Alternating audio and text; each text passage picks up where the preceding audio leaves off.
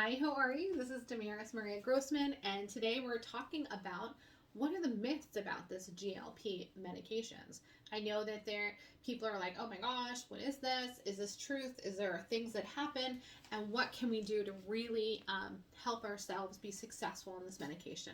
So, myth one, semaglutide or tirzepatide are only used for diabetes and for patients that are type 2 diabetes. And that's not true. They are off label and also now allowed for weight loss uh, patients. Now, this is because it is now been approved by the FDA for weight loss. It is, I'm using my notes because I have so many things to tell you about. It's to help not only improve your sugar, but also to help with overall inflammation within the body, helps decrease the fat, and also even in the vascular areas of the body, atherosclerosis, and helps breaks up some cholesterol, a lot of cardiometabolic benefits.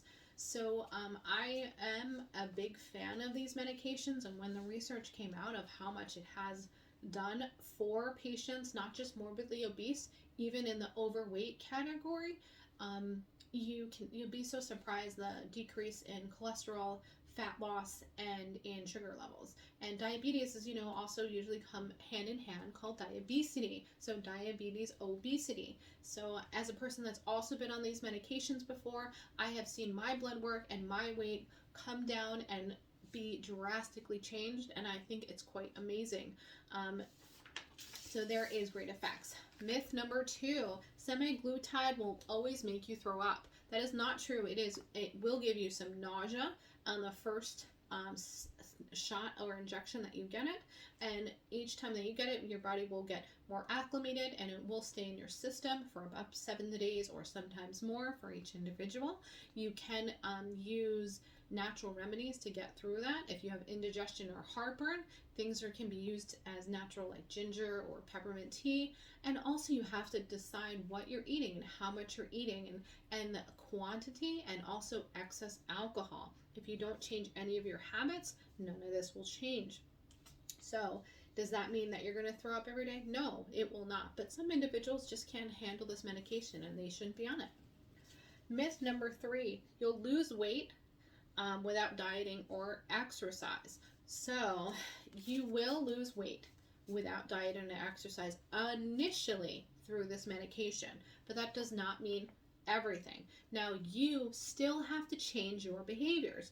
Now no medication is going to change if you eat a large hamburger or fries and pizza. I'm sorry to tell you, but you're not going to be able to eat all of those foods and think you're going to lose weight. No matter what you take is not going to change the metabolic changes within your body. But what the medication will do is will help decrease your appetite. And it will decrease the urges and the cravings and the need.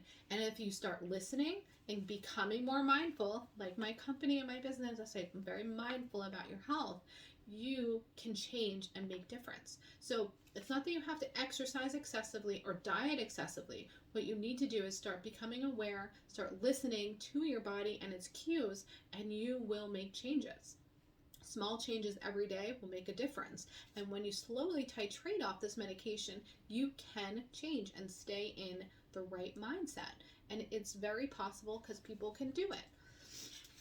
So that's myth number three. Myth number four. You need to be on semaglutide forever. No, you do not have to be on semaglutide or tirzepatide or those GLP medications forever. No. For individuals, there's maintenance medication. So first you can titrate slowly once a week, then every other week, then once a month. Then people can progress more, and then slowly through their habits and behavior changes, they are able to titrate off. Some individuals, if they have diabetes, they will need to be on this medication longer or at a different maintenance dosage.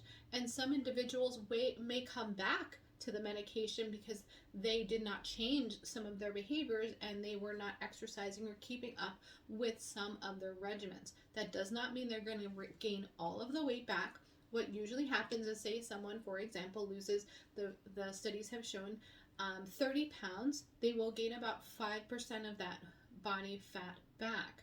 But that's significantly better still in a cardiometabolic way when you think about it, because you're losing 30 pounds. You're not yo-yoing back up to 30 pounds. You will have changed your modified behaviors, and the 5% is only about 5 to 10 pounds, the most, let's say, on average. Now, that's through the research, and I'm not going to say that nobody will gain weight back, but if you look at the overall what it's done for your body and the cholesterol and the sugar, you have helped yourself.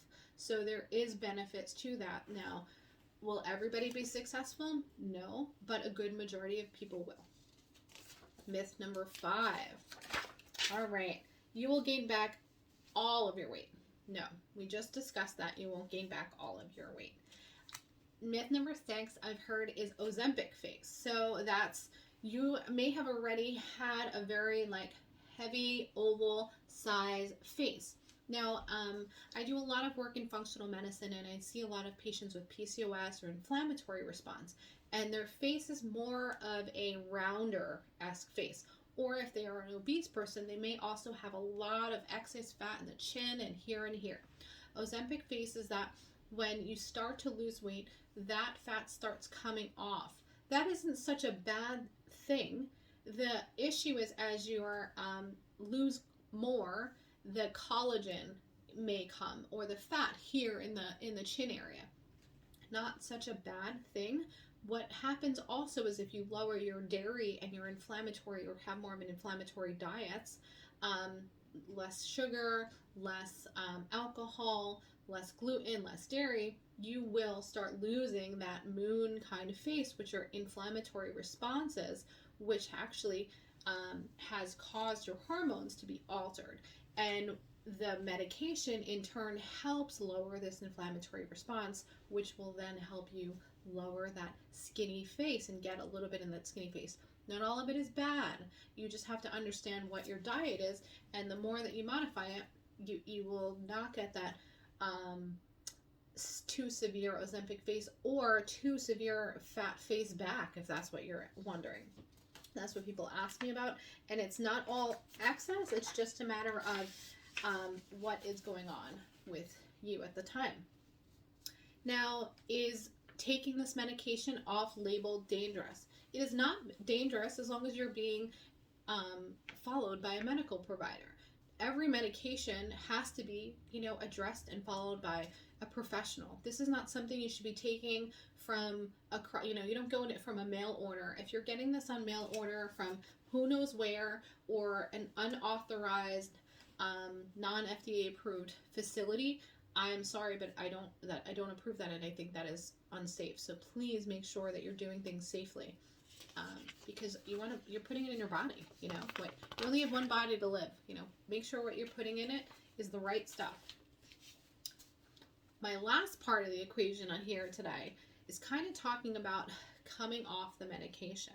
Now, again, if you're still eating processed foods, you haven't adjusted some of your carb intake, you haven't thought about just even basic walking and hydrating, trying to improve some of your sleep and stress, you're going to gain some weight back. Not everything, but really think of this as a tool and a way to help your overall health.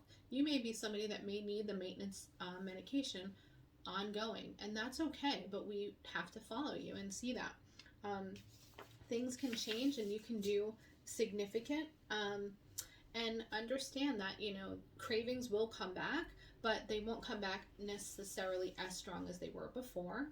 And identifying that and being, talking with your provider, and then also maybe even needing a therapist if needed, having that on hand as you're titrating off these medications. That's a big part of it. And then understanding, like we talked about, all the different side effects that are available, or things if they come up for you, being aware of that. So another big part of some side effects that do come up is you do lose weight, right? And so when you're losing weight too excessively, that's why you have to be in the parameters. And when you're being followed by a provider, they're going to, make sure your body fat is okay, you're being healthy, you're not just taking this medication incorrectly, and things are going in the right direction, because you don't want to lose muscle mass too. So that in turn too, you want to make sure you're still kind of walking and keeping yourself moving and going, and of that nature, because just like when you have a lot of medical loss of weight loss, you can have excess skin. So that is something that I can't deny that does happen to individuals that are in the morbidly obese category. When they keep losing a lot of weight, they do have excess. But when you change your patterns, you may have to get some of that removed, but your overall fat loss has been significant. As long as you're still keeping up with a good regimen, you may not lose any muscle mass. So that is a big part of keeping yourself motivated and exercising and doing those in nature. If you have any more questions for me, those are the myths that I found. If you found other ones, let me know. And I look forward to talking with you again, and reach out to me at any time at Mindfully Integrative. And I hope you enjoy some of my other videos in this series. Have a great day, and make sure you make it a mindful one each and every day. Bye.